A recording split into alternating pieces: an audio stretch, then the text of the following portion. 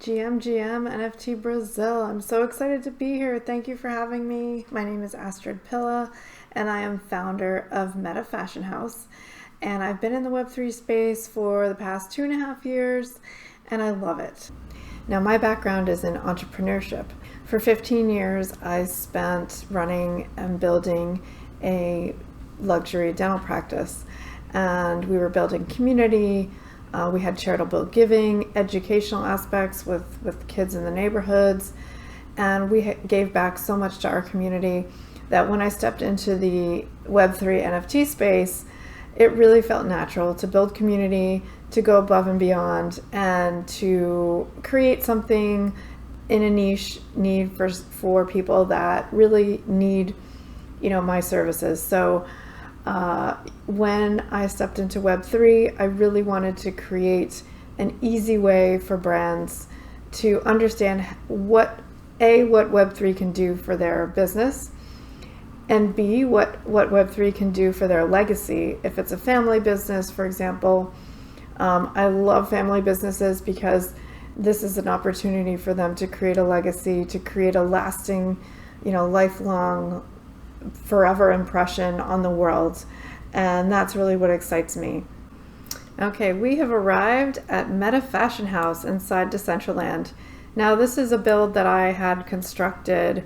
The vision for this was a simple way for brands to come into the metaverse, have fun while doing it, have a fashion show. See, we have a nice little runway here, which is, basically you come into here and you can absolutely, change your clothes, come on out and walk the runway just like that. Now we have 6 boutiques on one side and 6 on the other. And for our first year, we actually had Aluna of Aluna George, who debuted some headphones, which allowed her fans to hear her song with Diplo a month early. So we had a VIP experience for her, along with Decentral Games. That was really fun.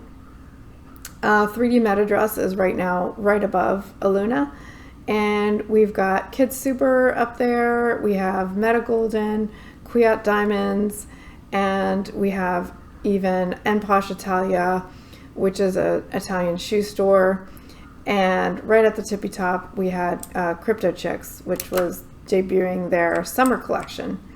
So this build is designed to be very simple for brands to be able to create 1 to 4 digital fashion pieces. And it's a modular boutique. It's very simple to put images up, logo, brand name, and have a little bit of jewelry. And we had some bracelets, beautiful, beautiful pieces. We have the wings, which were spectacular. They're like metallic wings. I love it. This is the tippy top. And we have tulips that are actually pools right to the left and right. And then right in the center is the ballroom. Now, the ballroom is where we had our panel talks, which was really a lot of fun. And this is the Kid Super location. So we've got some really incredible wearables here. And we can visit the Kid Super website. And these were made for Metaverse Fashion Week last year. We've just hopped into the Dylan Francis experience. And this is a lot of fun. This is inside Decentraland. This actually just opened up, and this is just to showcase a little bit of, you have a parkour that you can try, you have some golf. It's just a fun little experience, and it rewards your biggest fans out there with some wearables, and I can hit the piñata virtually, of course, and see what kind of prize is for me inside. Now, when we come into the metaverse like this, some of the things that we can do to gamify this experience for people is we can kind of hide QR codes around the space so that people can actually take their phones and scan the QR code, play around with some augmented reality. Go ahead and try it. It's actually quite fun. Ventana is the company that has partnered with Digital Fashion Week to create these experiences. So, and I like to put in different artists. This is Hans Uter. This is one of his pieces, which is actually a scan of one of his IRL physical sculptures. So we have digitized the sculpted piece. It's a mannequin, and we have put her inside the metaverse, which I think is really cool. Then I have a friend, his name is Robert Sinclair, and this is one of his paintings. We digitized it, and it's looking fabulous right here in the metaverse. Now, people can actually click on it and learn more about the piece, and if people wanted to purchase it, there's a link here that goes right to his website and his all his other pieces. So, we have a direct link to the artist. Let's touch a little bit upon music NFTs, but also I want to talk about music in general in Web3 because it's such an important part of the culture, and the fact that, musical artists as well as artists can really own their own brand and are empowered by the blockchain to go past the middleman. They don't need that label anymore. They can go directly to the public, and I think that's super empowering. So I always try to empower female artists. So I like to, if we have a brand launch, I like to hire a female DJ. Some musical artists are using music NFTs in really interesting and really cool ways. And one of them was, of course, our beloved Snoop Dogg, who came out with some music NFTs. And basically his gamification was that if we surpassed 40,000 mints, which we did not, obviously we have 10,000, but if we got up to 40,000, he was going to give away one of his vintage cars. So I thought that was pretty cool. Let's give a listen. There we go. 2023. You know me. Here we go. Go, go, go. ABC. 1, 2, 3. Big Snoop Dogg back on XYZ. So why did I bring this up? What's really cool about this is, I don't know if you noticed down here on the bottom. Here we go. Go, go, go. ABC. 1, 2, 3. Big Snoop, bang to the boogie with hoodies we gang. You always gotta love Snoop Dogg. But people could comment basically on the song that would be on the Ethereum blockchain forever. So my comment is in there somewhere. I don't know where exactly, but it's forever on the blockchain. So I thought that was pretty cool too. Now this was really cool. This is a whole land by the Fabricant. One of the pieces, which is a jewelry piece, they open it up to the community to be able to co-create, using this, remixing it into maybe AI pieces or any other piece of artwork. Now what I love about augmented reality is I can change my background on any of my Zoom calls, any of my Google Meet calls. This is actually Google Meet. I love this background. It's a new one. It's got my fireplace right here, my little cat. I'm allergic to cats, so this is how I can have a cat.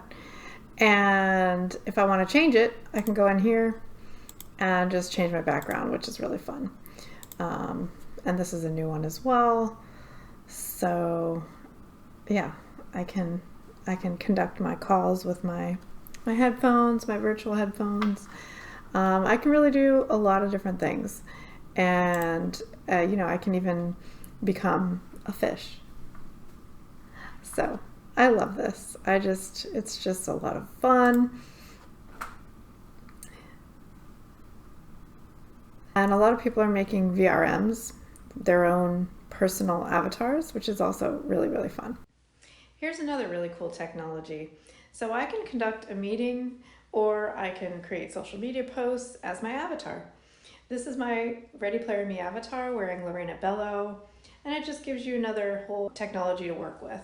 Now this is an example. This is really cool. This is a VRM example. On the top right corner, we have Tang Poco, who is attending our Zoom call as her virtual character. One of the really cool things that brands have been experimenting with is augmented reality. So let's take a look at some of the ways that some of the brands out there are experimenting. Now, this is the Coach store, and they had not only an experience inside their store and an event surrounding it with music and a party, they also had a Metaverse component, which was gamified, and each day you could go in, try your hand at the parkour, awarded some exclusive digital fashion at the end. So these are just some of the types of ways that we can gamify experiences. Now, when we work with brands, we want to know exactly what their product is. So we're going to go through a couple of key points with them. We're going to go through what the brand structure is. We're going to go through what the products are and what the current customer base is, new product launches, and brainstorming around what we can do for providing customers experiences either in a physical store or virtual world, such as a microverse or even Snapchat. Now, this is an example right here of OPI, and you can basically try on nail polish for the summer in all these really cool colors, and you can see what they look like on your Snapchat filter. Now, here's a checklist that I use when I speak with brands. I am going to talk to them about their mission, I'm going to talk to them about their goals, and I'm going to talk to them about their style. I really love talking to new brands because when we go into all these details, you know, they've come from possibly many years of, the same marketing techniques and the same traditional ways of measuring successful marketing campaigns. And this kind of opens up a whole new door and a way of kind of tapping into new markets, but also rewarding those existing customers and really getting them excited, because you can really create interesting physical experiences together with digital experiences, and then bringing together, let's say, co-creators, or even bringing your consumers in to help you create, which is really exciting as well. There's so many different ways now that we can tap into new markets and new ways of doing business, and these are just some of the ways. Once a brand sees the possibilities, really when the teams get together and there's co-creation, collaboration, it's magical. Thank you so much, NFT Brazil, and everybody who came to hear me talk today. I do have a very special POAP for you to collect, so please scan the QR code. Thank you so much again for coming to my talk, and you can always follow me at NFT Creator Tours or 3dmetadress.com.